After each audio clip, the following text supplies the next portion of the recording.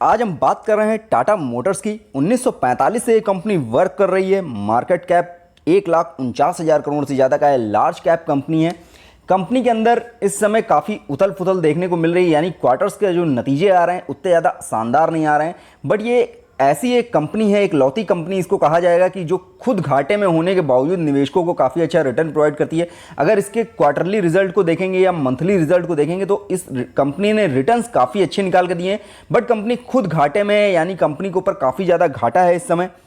Company का जो present का नतीजे आए हैं, Q1 का जो नतीजा आया है उसमें जो कंपनी का घाटा है वो 4,323 करोड़ से बढ़कर 5,007 करोड़ का हो गया है, जो बहुत ज़्यादा है। और जो घाटा है मेन वो सबसे ज़्यादा देखने को मिल रहा है जगुआर और लैंड रोवर की कंपनी को जो इन्होंने ख़रीदा था उनमें घाटे की वजह से कंपनी की मुश्किलें काफ़ी ज़्यादा बढ़ चुकी हैं। और कंपनी में साथ ही में EBIT मार्जिन में भी काफ़ी ज़्यादा कमी देखने को मिल रही है, निगेटिव हो चुका है वो। हालांकि जिस हिसाब से कंपनी की परफॉर्मेंस है, कंपनी एक बड़े मार्केट कैप की कंपनी है, बड़े सेक्टर की कंपनी है और एक बहुत बड़े बिजनेसमैन की कंपनी है, तो इस कंपनी में निवेश करना उतना ज़्यादा जोखिम तो नहीं होगा।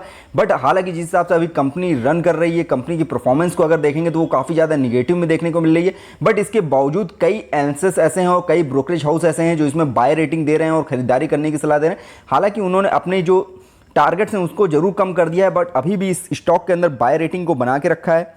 कंपनी ने अपने जून क्वार्टर का जो रिजल्ट पेश किया उसमें रेवेन्यू जो देखने को मिल रहा है वो 14,874 करोड़ का है। नेट प्रॉफिट में घाटा देखने को मिला है, 181 करोड़ का लॉस हुआ है कंपनी को। अर्निंग पर शेयर भी माइनस में है, 0.47 यानी 47 पैसे पर शेयर की माइनस में अर्निंग आई है। कंपनी का मार्च क्वार्टर तो अच्छा बीता था। मार्च क्वार्टर में प्रॉफिट में कंपनी थी, जिसकी वजह से आपको स्टॉक में तेजी भी देखने को मिली थी।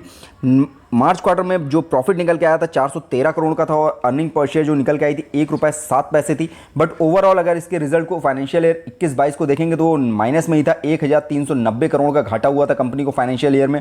अर्निंग पर शेयर 4.5 रुपये पर शेयर से ज़्यादा माइनस में थी।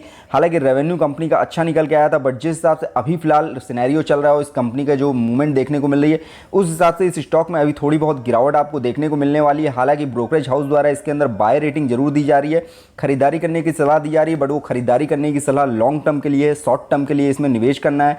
तो शॉर्ट टर्म का माइंडसेट अभी मत रखिए इस स्टॉक के अंदर, क्योंकि ये स्टॉक जिस हिसाब से अभी इसका रिजल्ट आया है इसको सुधरने में टाइम लगेगा और स्टॉक इतना अच्छा रिजल्ट भी आपको शॉर्ट टर्म में प्रोवाइड करता हुआ नहीं दिखने वाला है। कंपनी के अगर जून क्वार्टर के रिजल्ट को देखेंगे तो टोटल इनकम में 8.5% के आसपास की गिरावट देखने को मिल रही है। एक्सपेंसेस में भी कंपनी की काफ़ी ज़्यादा बढ़ोतरी देखने को मिली है, यानी कंपनी के खर्चे काफ़ी ज़्यादा बढ़े हैं। 4.5% ग्रोथ देखने को मिल रही है। जो मार्च क्वार्टर का रिजल्ट था उससे बहुत बेकार रिजल्ट आया है इस फर्स्ट क्वार्टर के, क्योंकि मार्च क्वार्टर में कंपनी का जो रेवेन्यू निकल के आया था वो भी शानदार था। अर्निंग पर शेयर भी शानदार देखने को मिली थी, टोटल इनकम भी अच्छी थी और कंपनी के जो एक्सपेंसेस थे उसमें शानदार कमी आई थी। बट उसके बावजूद जो कंपनी का इस समय EBIT है, यानी अर्निंग बिफोर इनकम टैक्स, इसमें भी आपको माइनस में देखने को मिल रहा है। 1,047 करोड़ का घाटा होता हुआ दिख रहा है। कंपनी के अंदर फिलहाल इस समय 30 एनालिसिस द्वारा बाय रेटिंग दी जा रही है, यानी बाय करने की सलाह दी जा रही है इस स्टॉक को। स्टॉक इस समय आपको काफ़ी ज़्यादा हाई रेंज पे तो देखने को नहीं मिल रहा है।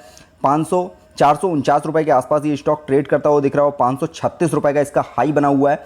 जो लो बना है 268 रुपये का बना है, जिस हिसाब से इसमें रेटिंग्स दी जा रही हैं बाय करने की, उस हिसाब से अगर इसमें खरीदारी करते हैं तो लॉन्ग टर्म में आपको अच्छा रिजल्ट आता हुआ दिख सकता है। इस समय जेफर्स की तरफ से कंपनी के अंदर बाय रेटिंग दी गई है और 540 रुपये का जो टारगेट प्राइस निर्धारित किया गया है इसके लिए। और जिस हिसाब से कंपनी का अनुमान था कि 40% का घाटा आया है इसमें, यानी अनुमान से उनके कम घाटा आया है। जैसे इन्होंने उम्मीद की थी कि ये घाटा बढ़ सकता है, बट उससे कम घाटा आया है। जो घाटा हुआ है उसमें सबसे ज़्यादा कंपनी का जो नतीजे निकल के आए हैं घाटे के वो JLR यानी जगुआर और लैंड रोवर कंपनी की वजह से निकल के आए हैं, जिसको कंपनी ने हाल ही में खरीदा था। और अर्निंग पर शेयर 24% से ज़्यादा घटाया है इसने फाइनेंशियल ईयर में। बट Q2 के नतीजे की उम्मीद अच्छी की जा रही है, क्योंकि कंपनी का इस समय काफ़ी ऐसे नए टाइप्स हो रहे हैं जो आने वाले Q2 में कंपनी को अच्छी ग्रोथ कराते हुए दिख सकते हैं। नोमोरा ने भी टाटा मोटर्स को इस समय बाय रेटिंग दिया है और 520 रुपये का टारगेट दिया है इस स्टॉक के लिए। जिस तरह से स्टॉक 450 रुपये के आसपास ट्रेड करता हुआ दिख रहा है और जिस हिसाब से इसमें टारगेट दिया गया है तो इसमें काफ़ी अच्छा टारगेट नज़र आ रहा है इन ब्रोकरेज हाउसेस को और कंपनी में ग्रोथ होने की संभावनाएं हैं। बट अगर शॉर्ट टर्म का नज़रिया है तो ये टारगेट शॉर्ट टर्म के लिए नहीं है, सारे ही टारगेट्स लॉन्ग टर्म के लिए हैं। इस समय क्रिस्ला की तरफ से आउटफॉर्म रेटिंग दी गई, यानी किसी तरह की कोई रेटिंग नहीं दी गई और टारगेट प्राइस जो 453 रुपये का था उसको 453 रुपये टारगेट दिया गया है और 494 रुपये से घटा दिया गया है ये टारगेट फिलहाल। कंपनी की स्थिति जिस हिसाब से नज़र आ रही है, अभी कंपनी में काफ़ी ख़राब प्रदर्शन देखने को मिल रहा है, बट उम्मीद की जा रही है कि जो Q2 का नतीजा आएगा वो अच्छा देखने को मिल सकता है, क्योंकि कंपनी में इस समय काफ़ी अच्छे टाई अप्स हो रहे हैं और कई ऐसे कंपनी बॉन्ड्स फाइन कर रही है, MOU साइन कर रही है, जिससे कंपनी को Q2 में फ़ायदा होता हुआ दिख सकता है। कंपनी ने जून क्वार्टर का पैटर्न भी जारी कर दिया है। अगर प्रमोटर्स के पास होल्डिंग देखेंगे तो 46% के आसपास की होल्डिंग देखने को मिलेगा। हालांकि प्रमोटर्स की होल्डिंग 1.82% गिरवी रखी है। एफआईज के पास 13% से ज़्यादा की होल्डिंग है। एफआईज लगातार क्वार्टर्स में अपनी होल्डिंग को घटा रहे हैं। डीआईज के पास 15% से ज़्यादा की होल्डिंग है। म्यूचुअल फंड्स के पास 6% से ज़्यादा की होल्डिंग है। हालांकि डीआईज और म्यूचुअल फंड्स ने अपनी लास्ट के क्वार्टर से होल्डिंग को बढ़ा दिया है इस स्टॉक के अंदर। कंपनी के अंदर जो टारगेट्स निकल के आ रहे हैं, हाई मीडियम लो, अगर उन टारगेट्स के ऊपर नज़र डालेंगे तो जिस हिसाब से स्टॉक प्राइस अभी 450 रुपये के आसपास ट्रेड कर रहा है, इसका जो हाई टारगेट दिया गया है 690 रुपये का दिया गया है। अगर 690 रुपये के टारगेट को टच करता है तो 53% का रिटर्न देता हुआ दिखेगा। जो मीडियम टारगेट है 528 रुपये का, अगर उसके पास ये जाता है तो आपको 17% से ज़्यादा रिटर्न देता हुआ दिखेगा। जो लो टारगेट दिया गया है 320 रुपये का, उसमें अगर ये टारगेट आता है तो आपको 28% की गिरावट होती हुई दिख सकती है अभी के हिसाब से। बट स्टॉक जिस हिसाब से अभी रन कर रहा है, थोड़ा बहुत करेक्शन देखने को मिल सकता है, बट इतना ज़्यादा नीचे आने की उम्मीद कम है। कंपनी का फाइनेंशियल ट्रेंड देखेंगे, लगातार गिरावट में ये कंपनी है। कंपनी का कोई भी साल प्रॉफिट में नहीं आया। अगर 4 साल का रेशियो को आप देखेंगे, कंपनी का जो Q4 का नतीजा आया था उसमें काफ़ी अच्छी इंप्रूवमेंट देखने को मिली थी। और फाइनेंशियल ईयर कंपनी का माइनस में था। 2 लाख करोड़ का रेवेन्यू जरूर कमाया था कंपनी ने, बट 11,000 करोड़ के आसपास का घाटा था। और ये घाटा कंपनी का लगातार बना हुआ है, बट घाटा थोड़ा कम होता दिख रहा है लास्ट के ईयर से, बट कंपनी अभी भी घाटे में है। कंपनी के पीई रेशियो को देखेंगे तो -13.81 देखने को मिलेगा, यानी प्राइस अर्निंग रेशियो जो है कंपनी का वो माइनस में है। पीवी रेशियो 3.24 है। सेक्टर पीई 128.56 देखने को मिलेगा। सेक्टर पीवी 5.79 है।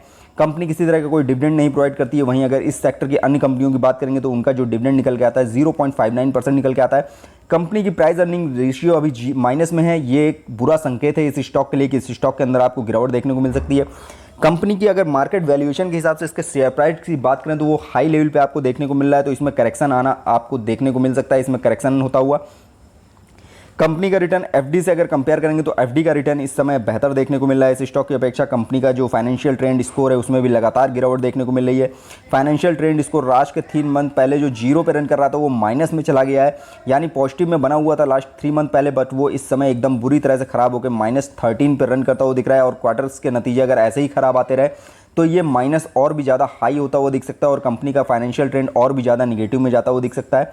कंपनी के रिटर्न की बात करें तो कंपनी रिटर्न अच्छा प्रोवाइड कर रही है। कंपनी का जो फाइनेंशियल सिनेरियो चल रहा है यानी माइनस में है, कंपनी घाटे में है, बट उसके बावजूद जो कंपनी का रिटर्न निकल के आता है वो काफ़ी ज़्यादा शानदार है। यानी कंपनी खुद घाटे में है बट निवेशकों को घाटा नहीं महसूस होने देती है और निवेशकों को काफ़ी अच्छा रिटर्न प्रोवाइड करती हुई दिखती है। 1 महीने में इस स्टॉक ने 7.5% से ज़्यादा रिटर्न दिया है।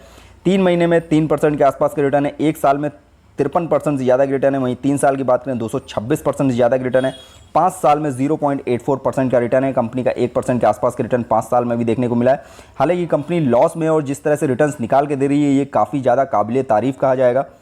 कंपनी में इस समय फोरकास्ट रेटिंग की बात करें तो 76% बाय कॉल निकल के आ रही है। इस स्टॉक में खरीदारी करने की सलाह दी जा रही है, बट अगर मेरा पर्सनल ओपिनियन लेंगे तो अगर लॉन्ग टर्म का नजरिया है आपका तो ही आप इस स्टॉक में इस लेवल पे निवेश करिए। अगर शॉर्ट टर्म के लिए निवेश करना चाहते हैं तो स्टॉक में अभी आपको थोड़ी बहुत गिरावट देखने को और ज़्यादा मिल सकती है, बट अगर जितना ज़्यादा डीप में ये स्टॉक मिल रहा है उस हिसाब से बाइंग करेंगे, डीप में बाइंग करेंगे तो ये स्टॉक आपको अच्छा रिटर्न प्रोवाइड करता हुआ भी दिख सकता है।